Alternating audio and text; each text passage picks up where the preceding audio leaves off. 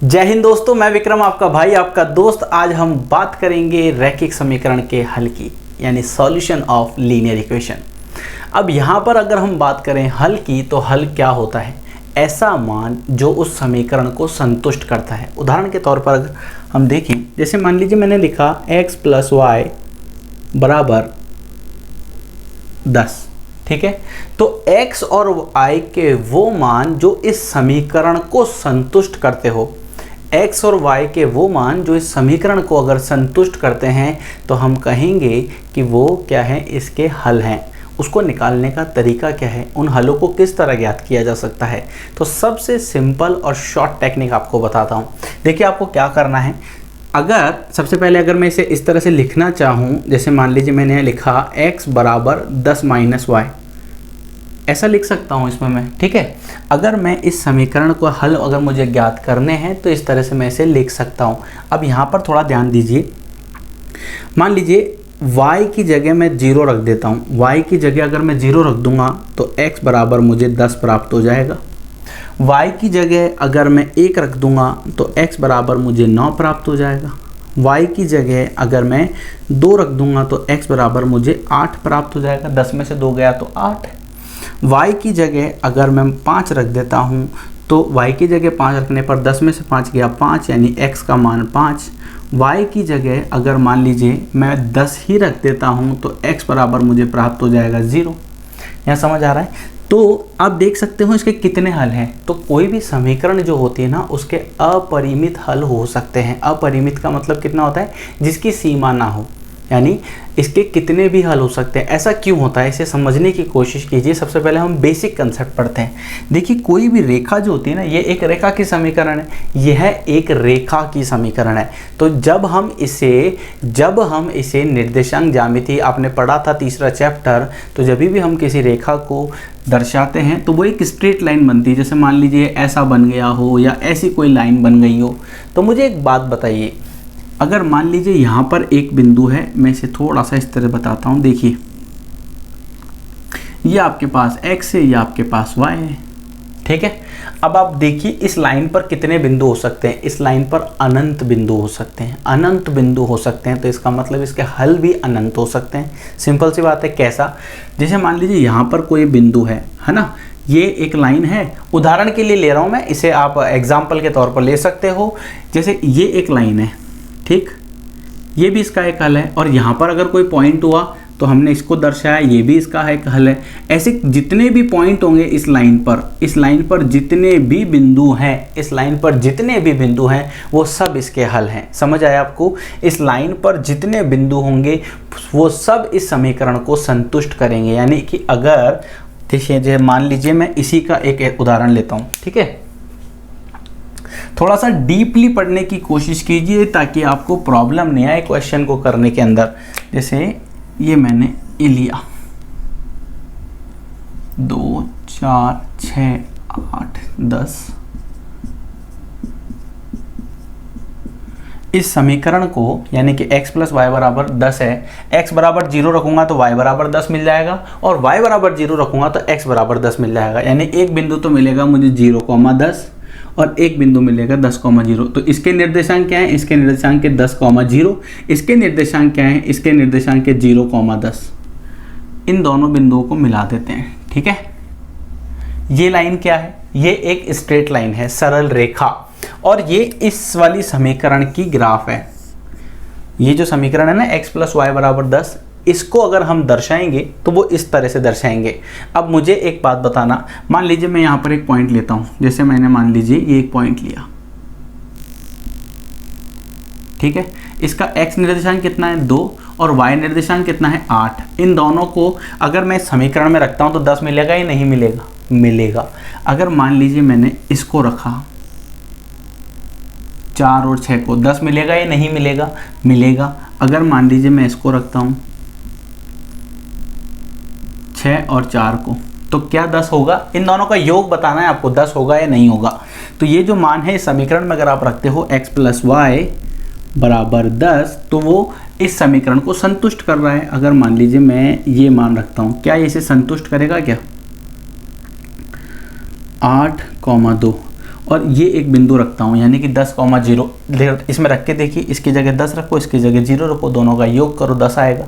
तो ऐसे बहुत सारे पॉइंट है, ये तो वो पॉइंट है जो मैं आपको दिख रहे हैं। अगर मान लीजिए मैं इसके बीच का कोई पॉइंट ले लेता हूँ, इसके बीच का कोई पॉइंट ले लेता हूँ, जैसे मान लीजिए मैंने ये बिंदु ले लिया, तो इस बिंदु का निर्देशांक क्या है, मान लीजिए 3 और 6 और 8 के बीच में आता है 7। तो 3 और 7 को जोड़ने पर 10 प्राप्त नहीं होता है क्या? होता है।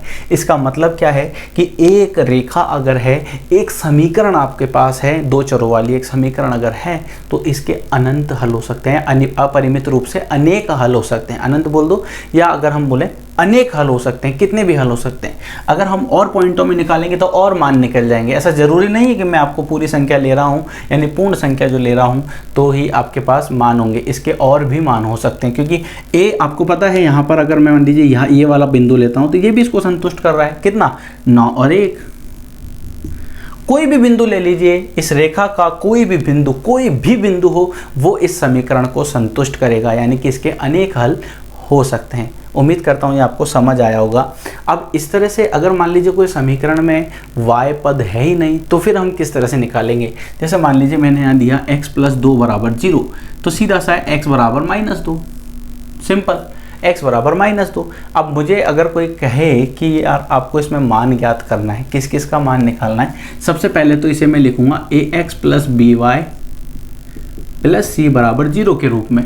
तो यहाँ पर देखो x पद है ना, तो लिख दो x, y पद नहीं है तो 0.y लिख दो, प्लस c कितना है, c आपके पास है 2, या 2 लिख देते हैं, बराबर 0। अब देखिए, अगर मैं y की जगह कोई भी मान रखता हूँ, कोई भी मान रख के देख लीजिए, क्योंकि 0 को जब y से गुणा करेंगे तो 0 ही आएगा आपके पास। तो x का मान डायरेक्ट आप x का मान क्या क्या हो सकता है, अगर मैं इन दोनों के मान, इसको अगर यहाँ शिफ्ट कर दूँ तो x + 0.y = -2। तो x का मान कब कब -2 हो सकता है? y का मान तो कुछ भी रखो हमेशा 0 ही प्राप्त होगा आपको। क्यों? जैसे y का मान 1/2 रखूँगा तो bx का जो मान है वो 0 ही होगा। y का मान अगर मान लीजिए मैं 3 रख देता हूँ तो 3 × 0 वो भी 0 ही होगा। अगर 4 रख देता हूँ तो 4 × 0 वो भी 0 ही होगा। समझ में आया? लेकिन इसे हम ग्राफ में किस तरह से दर्शाएंगे? फिर जब ग्राफ की बात आएगी तो आप यहाँ देख सकते हो, इसका तो सीधा सीधा सा लाइन बन जाएगा, x = -2 आपको दिख रहा है क्वेश्चन के अंदर ही। तो x = -2 का मतलब है ये आपने बनाया, x = -2 कहाँ पर आता है? यहाँ पर, ये सीधी लाइन आ गई। लेकिन अगर आप y के साथ में भी दर्शाते हो तो फिर वो एक स्ट्रेट लाइन आपके पास मिलेगी। यहाँ तक क्लियर हुआ? ये आपका बहुत बेसिक सा कंसेप्ट मैंने आपको बताया है कि किसी भी समीकरण के अनेक हल क्यों होते हैं, उसके पीछे का रीज़न जानने की कोशिश कीजिए। रटने की कोशिश करोगे तो हमेशा आपके हाथ निराशा ही लगेगी। हमेशा चीज़ों का कंसेप्ट सीखने की कोशिश कीजिए। तो मैंने जो आपको बताया है ये बेसिक कंसेप्ट है इसका, कि किसी समीकरण के हल अनेक क्यों होते हैं। आप पढ़ोगे, जब किताब पढ़ोगे तो आपको मिलेगा देखने के लिए कि अनेक हल होते हैं, लेकिन रीज़न तो पता हो कि क्यों होते हैं, क्योंकि उसके मान जो हैं, यानी वो मान जो समीकरण को संतुष्ट कर सकते हैं, तो आप कह सकते हो कि समीकरण के अनेक हल होंगे। और अगर संतुष्ट नहीं करते हैं तो इसका मतलब उसके अनेक हल नहीं होंगे। उदाहरण के तौर पर अगर मान लीजिए मैं x की जगह ले लेता हूँ 9 और y की जगह ले लेता हूँ 2, तो 9 + 2 बराबर कितना है? 11 है, यानी कि 10 तो नहीं है ना, 9 + 2 11 है। लेकिन यहाँ पर जो समीकरण है वो समीकरण किसकी है?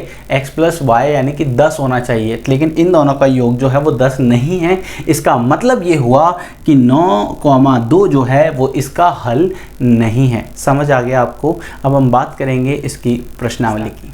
आइए दोस्तों बात करते हैं प्रश्नावली 4.2 की। पहला क्वेश्चन ये रहा आपकी स्क्रीन पर। आपको दिया गया है निम्नलिखित विकल्पों में से कौन सा विकल्प सत्य है और क्यों? y = 3x + 5 का इनमें से कौन सा हल है? एक अद्वितीय हल, केवल 2 हल, या अपरिमित रूप से अनेक हल? तो आपको क्या दिया गया है? y = 3x + 5। जैसा कि अभी हमने डिस्कस किया था क्या, कि इसके कितने हल हो सकते हैं? अपरिमित रूप से अनेक हल हो सकते हैं। क्यों हो सकते हैं? क्योंकि x और y के मान जो है, जैसे अगर मैं इसे इस तरह से दर्शाता हूँ, x की जगह अगर मैं यहाँ पर 0 रख दूँ तो y का मान मुझे प्राप्त हो जाएगा 3 × 0 + 5, यानी 5। और अगर मैं y की x की जगह 1 रख दूं तो y बराबर कितना आ जाएगा? 3 × 1 + 5। तो 3 × 3 और 5 कितना हो जाएगा? 8।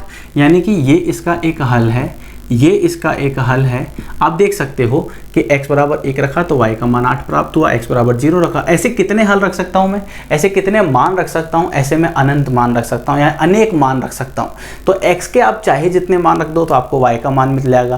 तो इसका मतलब क्या है कि इसके जो हल होंगे वो अनेक हल होंगे, अपरिमित रूप से अनेक हल। क्यों? क्योंकि ये एक सीधी रेखा है और सीधी रेखा अनंत बिंदुओं से मिलकर बनती है और अनंत बिंदु किसी न किसी अनंत बिंदु जो है वो निर्देशांक होते हैं और निर्देशांक जो है वो x और y के मान होते हैं। तो इसका मतलब क्या हुआ कि इसके अनेक हल हो सकते हैं। क्लियर? अब हम बात करते हैं इसके सेकंड क्वेश्चन की। आइए दोस्तों बात करते हैं प्रश्न संख्या 2 की। आपको दिया गया है, बोर्ड पर समीकरण लिखिए है, प्रत्येक के 4 हल आपको ज्ञात करने हैं।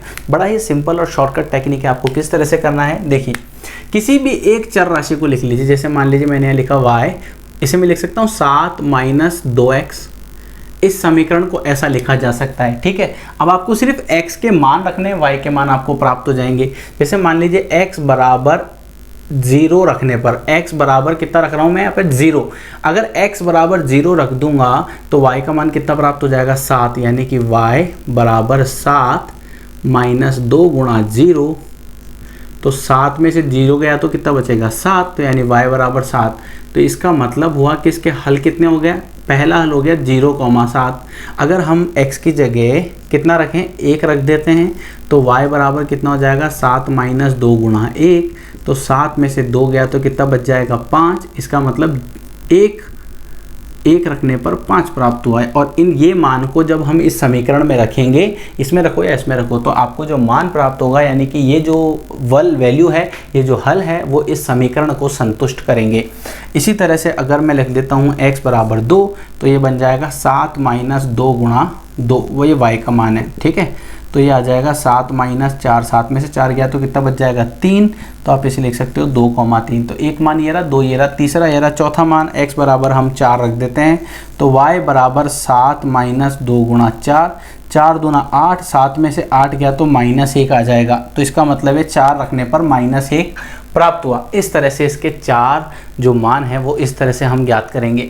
इस समीकरण को ध्यान से देखिए। इस समीकरण में के लिए हम कैसे लिख सकते हैं, y बराबर 9 - πx लिख सकते हैं। अच्छा, ऐसा ज़रूरी नहीं है कि मैं इसको y के लिए लिख रहा हूँ तो आप भी y के लिए लिखो। आप चाहो तो x के लिए भी लिख सकते हो, यानी कि x बराबर कितना लिख सकते हो 9 - y बटा पाई। लेकिन उसे हल करना थोड़ा सा कॉम्प्लिकेटेड हो जाएगा, थोड़ी सी जटिल प्रक्रिया होगी। आपको सोचने पे कहीं आप पाई का मान 22/7 ना रख दो। इसलिए सिंपल, जितना सिंपल हो सके उतना सिंपल करने की कोशिश कीजिए। यहाँ पर देखिए, अगर मैं x बराबर 0 रख देता हूँ तो ये y बराबर कितना हो जाएगा 9 - पाई गुणा 0, 9 प्राप्त हो गया। इसका मतलब इसका हल कितना हुआ, 0 रखने पर आपको 9 मिल गया। सिंपल सा है। और अगर हम बात करें x बराबर 1 की, तो x बराबर अगर मैं 1 रख देता हूँ तो y का मान कितना हो जाएगा 9 - पाई गुणा 1। तो ये कितना हो जाएगा, 1 रखने पर 9 - पाई आ गया। ये 9 - पाई पूरा एक मान है। ठीक है, इसी तरह से x बराबर अगर 2 रख देता हूँ तो y का मान आ जाएगा 9 - कितना पाई, और x की जगह कितना रखा 2, तो ये बन जाएगा कितना, 2 रखने पर आपको प्राप्त हुआ 9 - 2 पाई। और x बराबर 3 रखने पर y बराबर 9 - पाई गुणा 3। तो आप इसे लिख सकते हो 3 रखने पर 9 - 3 पाई आपको प्राप्त होगा। इस तरह से आप ये 4 मान निकाल सकते हो। सेम क्वेश्चन इसमें है, थर्ड वाला जो पार्ट है ये आपका होमवर्क है, आपको ट्राई करना है और कमेंट सेक्शन में बताना है कि इसके 4 मान कौन कौन से होंगे। मेरे साथ प्रैक्टिस करते रहिए। अगर आप प्रैक्टिस नहीं कर रहे हो तो इस वीडियो को देखने का कोई मतलब नहीं है। जब तक आप प्रैक्टिस नहीं करोगे आपको कोई मैथ्स नहीं सिखा सकता। आपके अगर कोई डाउट है, आपको कोई प्रॉब्लम होती है चैप्टर में, टॉपिक में, तो आप मेरा व्हाट्सअप नंबर जो स्क्रीन पर आ रहा है आप उस पर व्हाट्सअप कर सकते हो कि सर मुझे पर्टिकुलरली इस पॉइंट के अंदर प्रॉब्लम आ रही है। तो यहाँ आप देख सकते हो, अगर y के मान डायरेक्ट रखूँगा 1 रखूँगा तो x का मान जो है वो मुझे कितना मिल जाएगा 4। y की जगह 2 रखूँगा तो x का मान 8 मिल जाएगा, 3 रखूँगा तो 12 मिल जाएगा, 4 रखूँगा तो 16 मिल जाएगा। ये 4 मान तो मैंने ही आपको बता दिए। आपको इनके मान निकालने हैं और कमेंट सेक्शन में बताना है कि सर इनके चारों आंसर ये होंगे। क्लियर? सबके आंसर अलग हो सकते हैं क्योंकि कोई 1 ले सकता है, कोई 0 ले सकता है, कोई 2 ले सकता है, कोई 8 ले सकता है। किसी के मान जो हैं वो अलग अलग यानी आप ऐसा मत सोचना कि जो किताब में दिया गया है वही मान होंगे, इसके अलावा भी मान हो सकते हैं। क्लियर हुआ? चलिए अब हम बात करते हैं नेक्स्ट क्वेश्चन की। आइए दोस्तों बात करते हैं प्रश्न संख्या 3 की। आपको दिया गया है एक समीकरण और आपसे पूछा है नीचे जो हल दिए गए हैं उनमें से कौन इस समीकरण को संतुष्ट करता है। जो संतुष्ट करेगा वही उसका हल होगा।